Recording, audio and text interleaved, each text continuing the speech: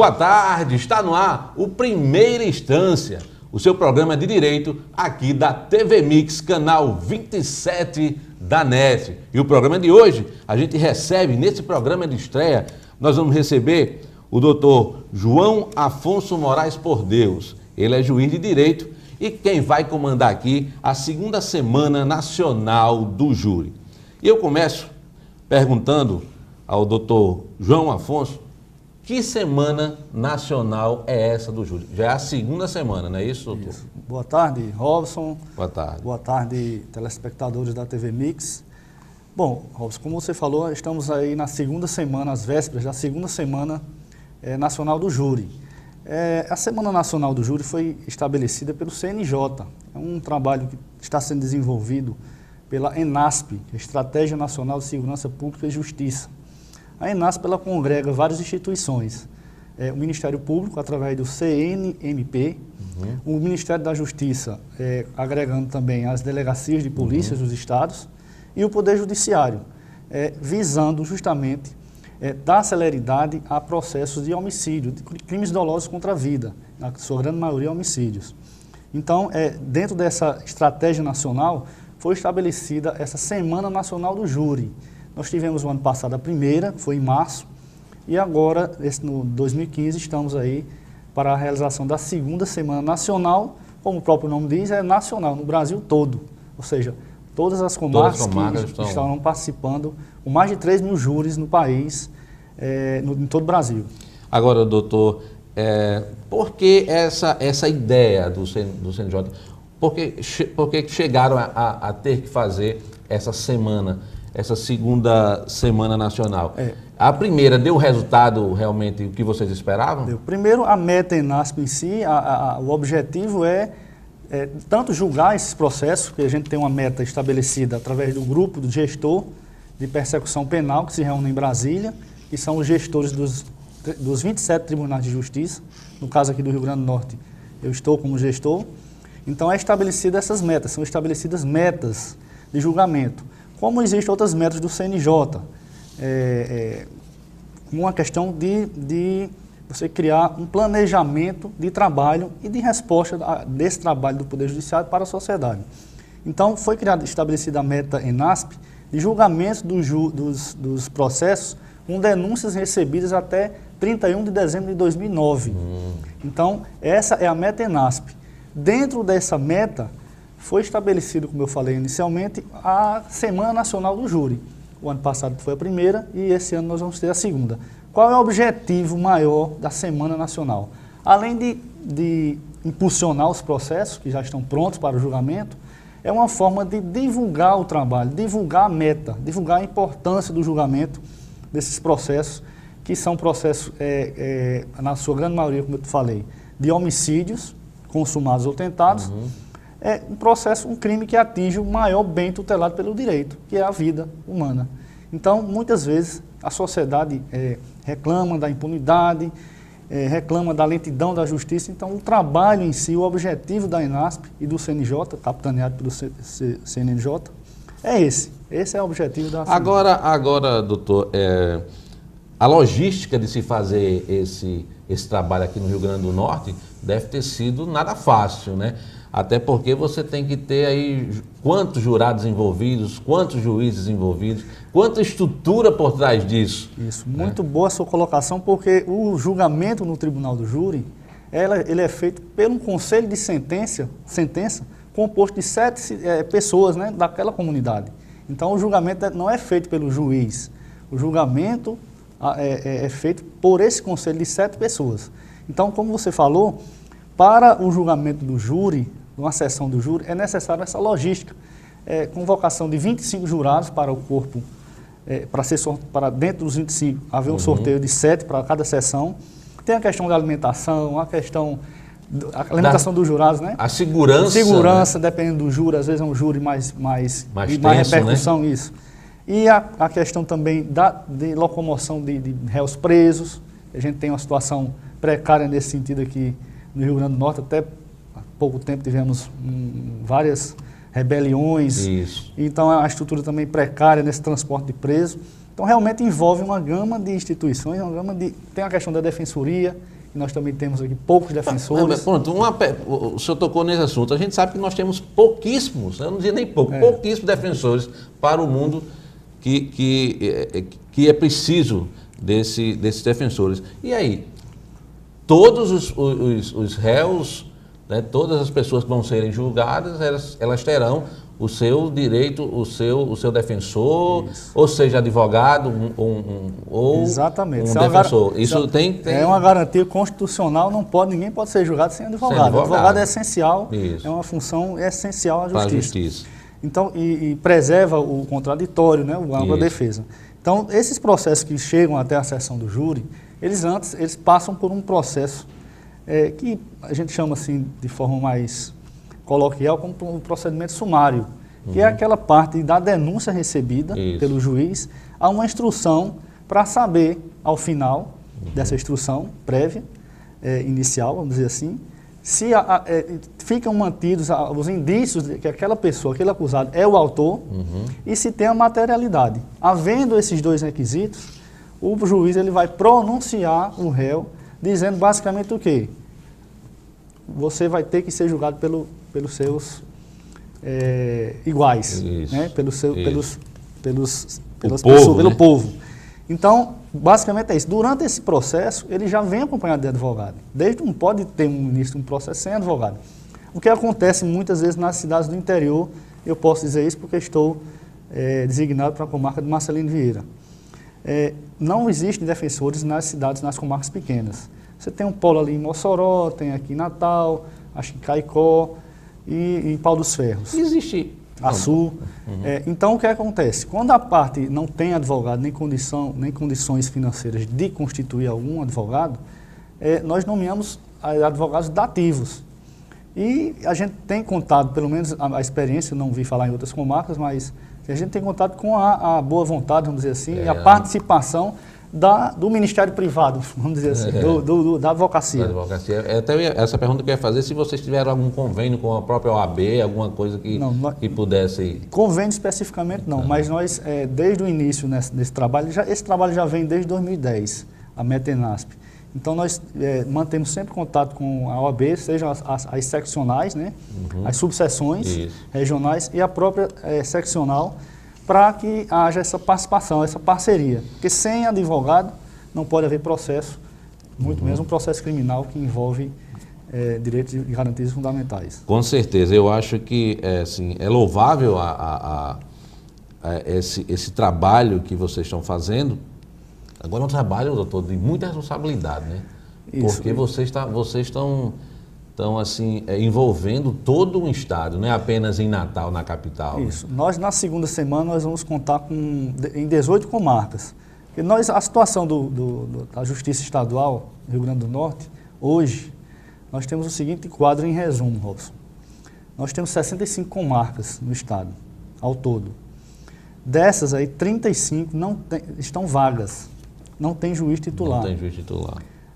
Dessas 35 comarcas que não tem juiz titular, 32 são juízes de varas únicas, ou seja, juízes que respondem por todos os processos daquela comarca. Então, isso é um desafio realmente. Essa situação não vem de hoje, é uma situação que perdura desde 2008, vem surgindo vagas, mas não teve concurso ainda. Temos um concurso em andamento, estamos na fase já final para a prova oral, estamos fazendo os exames psicotécnicos, mas a ideia é que até o final do ano esse concurso seja finalizado.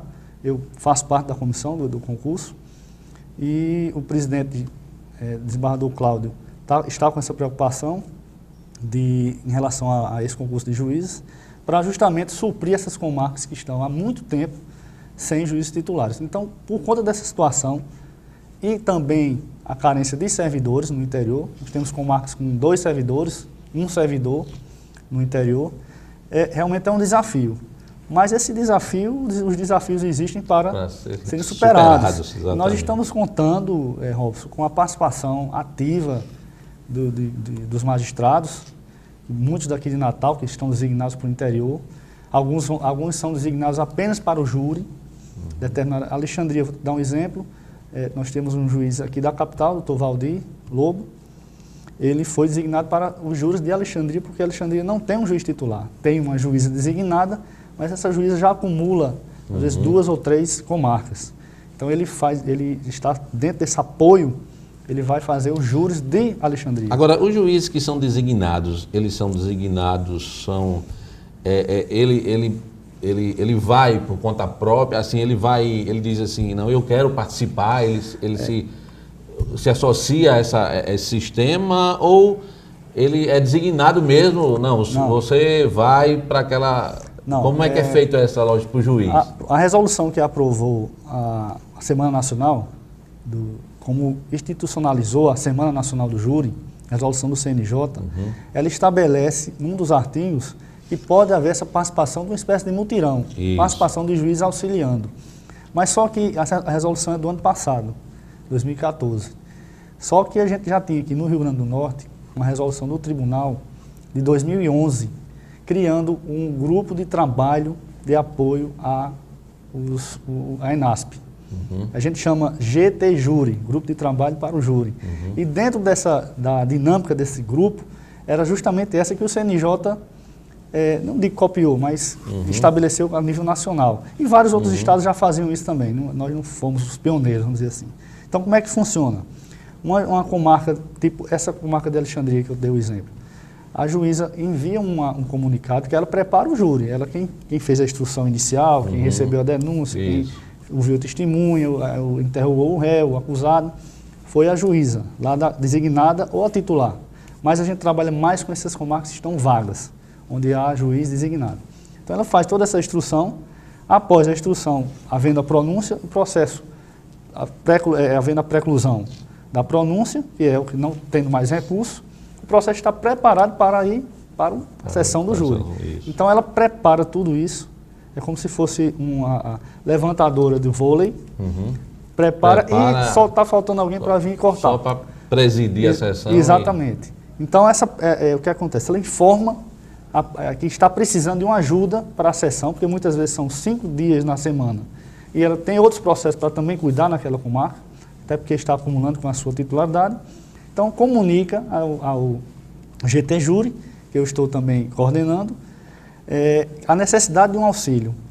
Nós fazemos uma divulgação para todos os juízes do Estado, dizendo, olha, tal dia nós temos 3 júris em Alexandria, 4 júris em Apodi, 5 júris em Macaíba, algum colega se dispõe a fazer, então o colega envia uma resposta, não, eu posso fazer o dia tal em Alexandria, eu posso fazer o dia Y, em outra comarca, e aí a gente encaminha para a presidência essa informação e o presidente baixa uma portaria designando aquele magistrado que voluntariamente se ofereceu para o serviço e ele faz no dia, chega lá e preside o júri na maior tranquilidade. Ok, doutor João, vamos ao intervalo, daqui a pouco a gente volta. Nós estamos entrevistando hoje, no primeiro programa, primeira instância aqui na TV Mix, canal 27 da NET, o juiz de direito João Afonso Moraes por Deus, ele que é o coordenador aqui da segunda Semana Nacional do Júri, promovido pelo CNJ. Vamos ao intervalo, daqui a pouco a gente volta.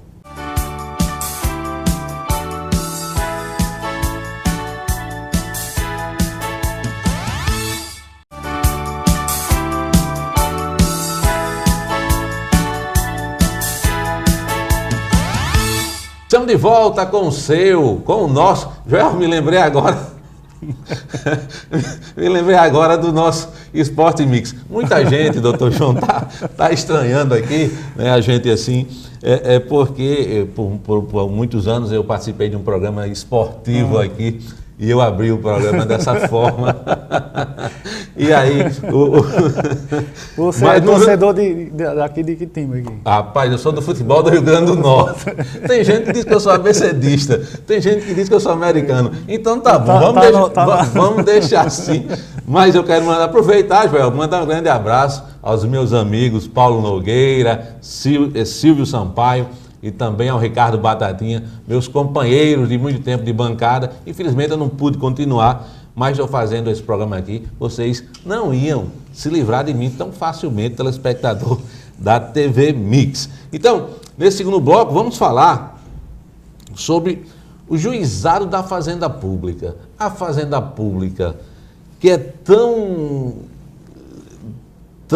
falada, tão comentada, cheio de problemas. Eu posso até estar enganado, mas eu acho que a maioria dos processos que nós temos em todo o Brasil, eu acho que a maioria deve ser do Estado. O poder público como todo. O poder público como todo, ele é um grande responsável também pela essa E doutor João Afonso, ele é titular do juizado da Fazenda Pública, do segundo juizado da Fazenda Pública aqui no Rio Grande do Norte. E eu quero falar justamente com ele nesse segundo bloco isso. Por que tanta demanda, doutor, de ações? Será que administrativamente não se poderia chegar a um acordo, não se poderia tentar não chegar até ao judiciário? Porque vocês acabam também fazendo meio que exatamente. Assim, um papel de administrador, de conciliador. Exatamente. O sistema do juizado da Fazenda Pública, ele foi criado pela uma lei de 2009. E aqui no Estado nós tivemos primeiro a instalação de um juizado adjunto à primeira vara da Fazenda. Logo de início, houve uma explosão de demanda nesse juizado adjunto. Posteriormente, já em 2012, final de 2012, o tribunal criou 2 juizados específicos da Fazenda Pública, o primeiro e o segundo, com juízes titulares. Eu acabei indo para o segundo juizado, fui o primeiro juiz do segundo juizado da Fazenda Pública. Então nós temos uma realidade de muitos processos. Para você ter uma ideia, o primeiro juizado, quando foi criado, que pegou o arcevo que existia, tinha 10 mil processos em curso para um juiz. No caso, tinha uma juiz auxiliar também, para 2 juízes, mas uma vara única. Apenas um juizado com 10 mil processos. E o segundo juizado, que eu sou titular, começou em janeiro de 2013 a receber processos. Hoje, Robson, nós temos 11 mil processos. Aí você me perguntou o motivo. Por que não se faz uma... Antes de ter um processo. Mas para você ter uma ideia, nós recebemos muitos processos lá de servidores públicos do Estado, do município, onde aquele direito que o servidor requereu administrativamente foi deferido pela administração. Só que não foi deferido, ficou no papel. Ficou no papel. Então, tem muitos desses. Muitos. Se a administração pública como um todo, tanto o município de Natal, que a vara aqui é de Natal, a gente não pode julgar uma ação contra uma prefeitura de Parnamirim. Mas o município de Natal e o Estado, se resolvessem essas questões administrativas, nós teríamos muito menos processos. Fora isso, nós temos uma certa... uma conjuntura, até no nível nacional mesmo, de deficiência do serviço público como um todo. Inclusive do próprio Poder Judiciário está inserido nessa deficiência. Para você ter uma ideia, questões de saúde. Nós recebemos todo dia pedidos de UTI, pedidos de remédios para diabetes, de toda a gama.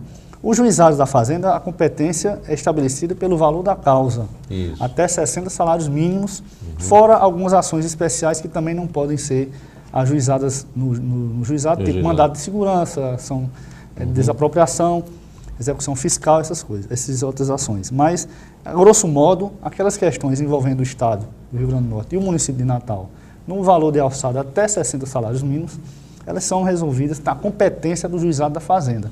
Nesse sentido, nós temos aqui 2 juizados da Fazenda e 5 varas da Fazenda Pública. Os 2 juizados recebem mais de 50% das ações fazendárias da comarca de Natal. Então, nós temos 2 unidades recebendo a metade, ou um pouco mais, de todas as ações que ingressam contra o município Natal. Diante desse quadro, o Tribunal de Justiça, agora, recentemente, até aproveitando o espaço aqui para fazer essa divulgação, que é uma notícia boa para a população, criou o 3º juizado da Fazenda. E está sendo instalado, Robson, na próxima segunda-feira, lá no Complexo Judiciário também. Então, nós vamos passar a ter mais um reforço de 50%, agora um aumento Doutor João, da capacidade de trabalho. Isso aí veio com a pergunta que eu estava querendo fazer, justamente vai ser criado um terceiro juizado, certo? Agora, minha pergunta, quando os juizados foram criados, eles foram criados para dar celeridade, né? Isso. Para que tivesse a demanda maior Isso. e mais rápido. Isso. Só que o que acontece hoje? São tantos processos e a estrutura tão pouca que você acaba, muitas vezes, tendo o mesmo tempo ou mais de uma vara comum. Isso. Exatamente. Não é verdade? Exatamente. Aí vai ser criado mais um juizado. Esse juiz que vai ser titular, ele vem da onde? Esse juiz, na realidade, essa criação se deu através da transformação de um juizado criminal, daqui do segundo juizado criminal da capital, especial, né? Juizado especial criminal. Ele foi transformado num juizado da Fazenda. Então, aquele acervo que o juizado criminal tinha foi dividido entre os outros 2 juizados da capital. Nós tínhamos 3 juizados criminais e 2 da Fazenda. Então, um desses 3 criminais, o segundo, foi transformado em juizado da Fazenda. Não é meio assim que cobrir a cabeça e descobrir os pés? Não, porque a demanda dos juizados criminais ela é menor. Bem menor. A média da distribuição dos juizados criminais eram de 50 processos mês. Cada um dos 3 recebia uma média de 50. Isso foi feito um estudo através da Secretaria de Gestão Estratégica, do TJ. A própria Corregedoria também, em correições, deu essa sugestão. Inclusive, a Corregedoria sugeriu, na realidade, mais 2 juizados. Então, há um estudo para, talvez até o final do ano, termos um 4º juizado da Fazenda. Sem aumento de despesa, diga-se de passagem, porque você está melhor aproveitando, adequando a estrutura que já existe. Não adianta você ter um juizado com 50 por mês e outro com 1.000. A gente recebia 350 processos, 400 por mês, cada um dos 2. Então, nós dava uma média de 700 processos por mês e os 3 juizados criminais com 150. Agora, eu me coloco muitas vezes, doutor João, na pele de um juiz, né? Porque muitas vezes a população que quer ter essa prestação de serviço, buscar a justiça, ela diz, não, o processo não anda, não, porque tal, o juiz não está lá para concluso para despacho, concluso para sentença, concluso, esse concluso nunca sai dali. Quem é esse concluso? Quem é esse concluso? Então, agora vocês muitas vezes ficam de mãos atadas, né? Primeiro, pelo tamanho, pela quantidade de processos. E segundo também, vocês ficam frustrados que a decisão de vocês, muitas vezes, não está sendo cumprida pelo Estado, né? Com certeza. Nós temos esse problema. O sistema do juizado fazendário, ele difere um pouco das varas da Fazenda nesse sentido. Vou te dar um exemplo.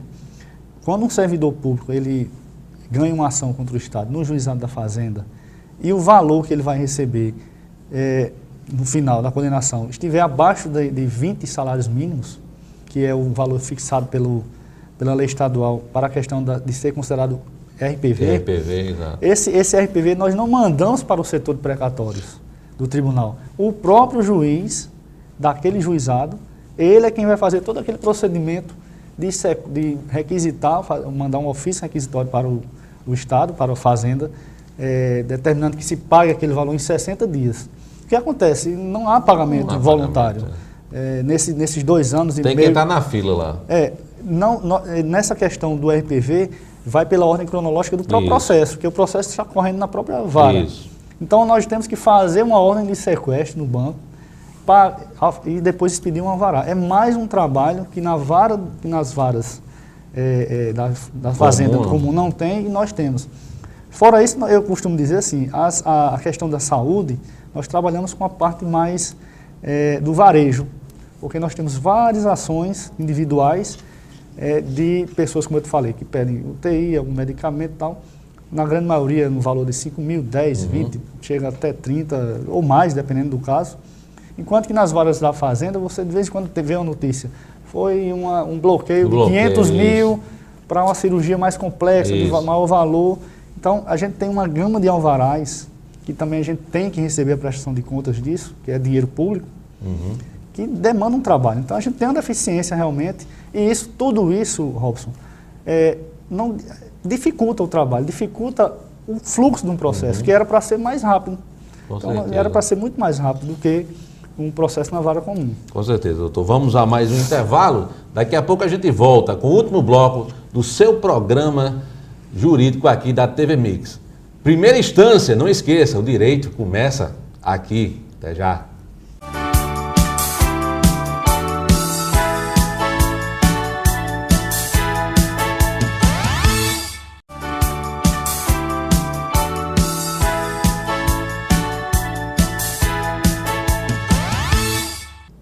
Estamos de volta com Primeira Instância, o programa jurídico aqui da TV Mix, canal 27 da NET. E hoje recebendo o doutor João Afonso Moraes Por Deus, ele que é juiz de direito e é coordenador da segunda Semana Nacional do Júri, que vai acontecer do dia 13 a 17 agora do mês de abril. E ele também faz parte do Comitê de Priorização do primeiro grau, e é claro, ele priorizou a primeira instância. Primeira instância é primeiro grau, viu, doutor? Ok. Que comitê é esse, doutor? Basicamente, Robson, é um comitê que foi estabelecido também numa política do CNJ nacional, que todo tribunal crie, que o nosso TJ criou, esse comitê de priorização, que visa trabalhar junto com os gestores para equalizar a força de trabalho, a questão orçamentária entre o primeiro grau, que são os juízes, da base, como a gente chama, juízes que estão nas comarcas, e o segundo grau, que é o Tribunal de Justiça. No nosso caso aqui, já começamos a funcionar, tivemos 5 reuniões e estamos caminhando muito bem para tentar equalizar essa questão da força, tanto de trabalho como também orçamentária, porque nós temos, no primeiro grau, nós temos 80% dos processos em curso, no geral, no Brasil. Geral, 80%. Então, é preciso que se olhe com carinho e com atenção para essa questão também. Agora, doutor, nós já estamos no último bloco, e um bloco mais curto. O que precisa para que a gente possa ter um judiciário mais célere? O que é que precisa, principalmente na área onde o senhor atua, que é o juizado da Fazenda Pública? É preciso estrutura, com certeza, mas também é preciso que a gente mude um pouco a mentalidade, dessa mentalidade de se recorrer, o próprio poder público. Ele muitas vezes entra com recursos protelatórios, numa questão já sedimentada, e tenta empurrar com a barriga. Então, eu acho que é a estrutura, melhorar alguma coisa na questão da legislação. Nós estamos aí também às vésperas de um novo CPC, há uma expectativa boa nesse sentido, mas sem a mudança também de mentalidade dos operadores, dos advogados, da parte dos procuradores, do próprio poder público, e também um esforço também maior do Poder Judiciário na sua eficiência, em você prestar aquele serviço, como eu falei com relação aos juizados da Fazenda, em você equalizar o que você tem, onde realmente está precisando, de forma a que todos trabalhem com aquela estrutura necessária à demanda que se tem. Isso aí é o básico. É o básico, né? E a gente espera realmente que cada dia mais o nosso judiciário possa melhorar, né? Porque quem sofre mais é aquele que está lá na ponta, que é o povo. Né? Tenha certeza, Robson e telespectadores, que o juiz, faço parte com muito orgulho da magistratura potiguar, todos eles têm essa preocupação, essa frustração, às vezes, na prestação de serviço deficiente. Nós estamos diuturnamente procurando melhorar, e até porque nós hoje trabalhamos nesse sentido, depois do CNJ, políticas de metas, de objetivos, de planejamento. Esse é o sentido, a gente prestar um serviço, nós somos prestadores de serviço e temos que prestar esse serviço de forma eficiente e com a celeridade, que é uma das garantias constitucionais do duração razoável do processo.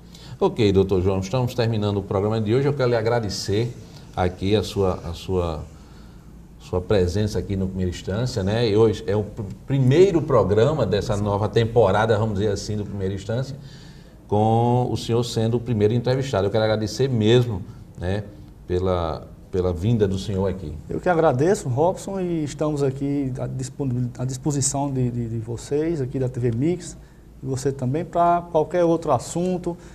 Vários colegas também estão, com certeza, disponíveis, e eu agradeço o espaço e divulgação, inclusive da Semana Nacional, a segunda Semana Nacional. Vai ter uma abertura, Vai ter uma abertura na segunda-feira, às 8 horas, lá no Seabra, Fagundes, 8 horas da manhã, eu estarei presente lá também. E, como você falou, a semana do dia 17 dia do dia 13 ao dia 17 de abril. Ok, então vamos participar. A população pode assistir esse júri? Pode, a sessão é pública. Pública, tranquilo? Pública, com certeza. Então, quem quiser assistir, porque tem muita gente que gosta de assistir. Exatamente, um estudante também. Qual acho que o estudante de Direito que não foi assistir o júri? Exatamente.